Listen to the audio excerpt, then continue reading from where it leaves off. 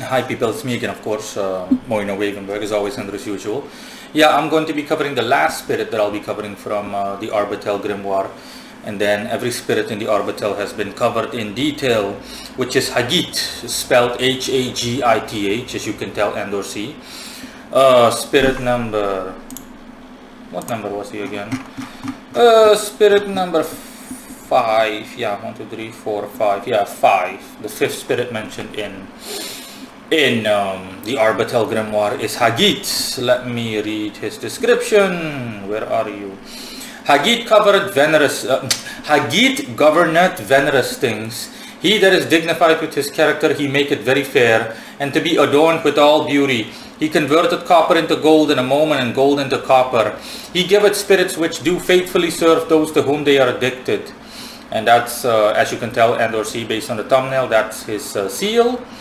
When you first started watching this video, he had 4,000 legions of spirits, and over every 1,000 he ordained kings for their appointed seasons. Yeah, now let's dive right in, as is the case customarily. Hagith is Jupiterian, but he is more of a jack of all trades. He has several energies other than Jupiterian energy. He is Jupiterian. Hold on, give me a moment. Okay. He's Jupiterian, but he also has a good deal of Mercurial energy, specifically Gemini-based energy, and also Libra-based energy, so Venusian. And also Martian energy. So again, like I said, jack of all trades, but mainly, conventionally, if you're going to work with him, use Jupiterian correspondences. The aspect of Jupiter that you need to think of, the reason in a manner of speaking strictly, for why he is Jupiterian is to simply because Jupiter deals with abundance, and abundance in all pleasures. That's what venerous means. I'll get to that in a second, but just remember, he has Martian, Mercurial, and Venusian influences. Mercurial, it's Virgo, Gemini, just overall Mercury, and with Venus, it's Libra. And with Mars, I'll get to that in a second, it's Scorpio related energy. Not all too much, but still, you'll see. Before I discuss what venerous is about, let me just briefly go over his appearance. Now, it's the first time that a spirit has appeared to me that way, and it was quite comical and nevertheless pleasant, I saw initially two medieval musicians playing the equivalent of a medieval guitar. Think of a type of guitar like an acoustic guitar from the 14th, 13th, 15th century, 16th century, whatever. And it's like a mandolin. Yeah, a mandolin. Sorry, mandolin is the phrase that I was looking for. Two medieval guys playing mandolins, dressed in medieval gear and or getup, like Renaissance style.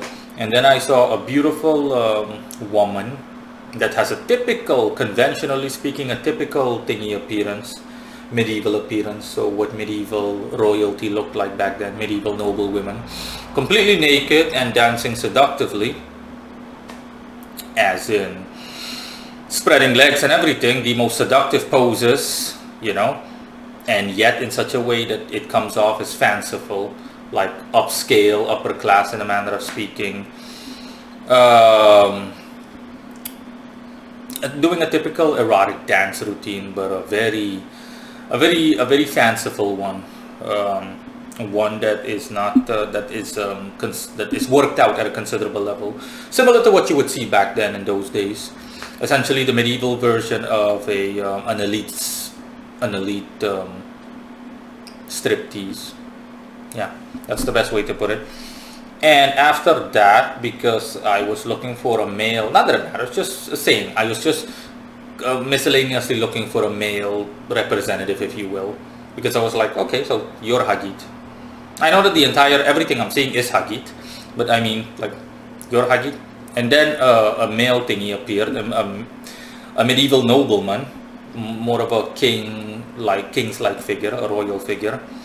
And I started conversing with him, and then the image became complete, and And the full image was essentially, other than the three aforementioned characters, the king sitting on his throne, and the naked woman doing the fanciful striptease was like his queen, sitting beside him, but she was still naked, obviously. And the two gentlemen, the two musicians, were still playing their mandolins, playing beautiful tunes and whatnot.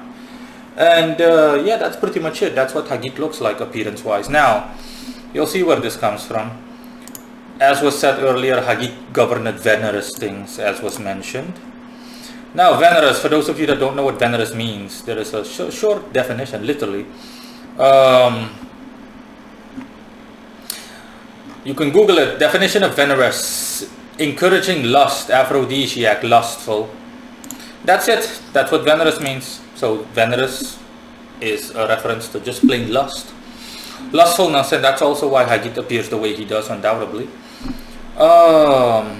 And that is what Hagith offers in the way of attributes and specialties and whatnot. Hagith has no specialties. He can make you a jack of all trades and improve your quality of life if you work with him, but up to such an extent that you will be just that, a jack of all trades but a master of none. You'll have a considerably better quality of life, a tremendously high quality of life even, compared to, for example, your default self, as in he'll really raise you up a peg or two to the point where you become just a much better version of yourself, like a 2.0 version of yourself, 3.0 even. But you will not have a specific specialty that will make you like some superstar or something now. And let me see if I had anything else.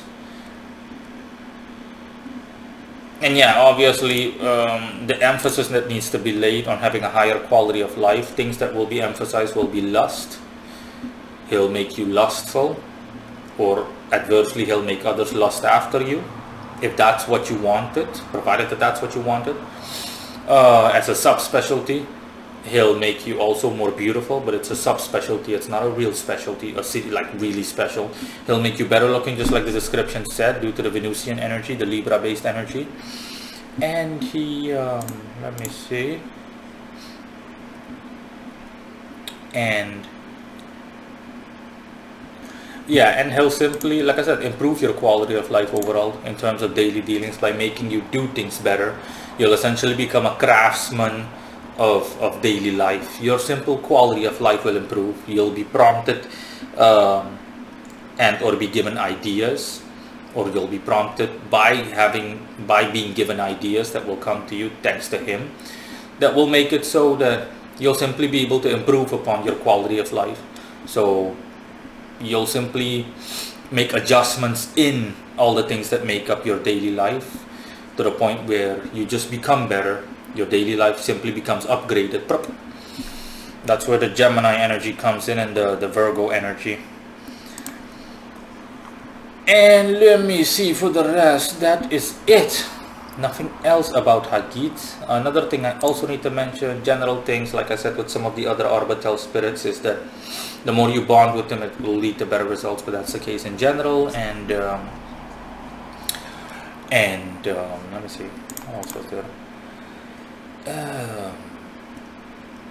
Is there anything else? Something else, but I can't put my finger on it really. No, but that's it. That's enough. Bye bye.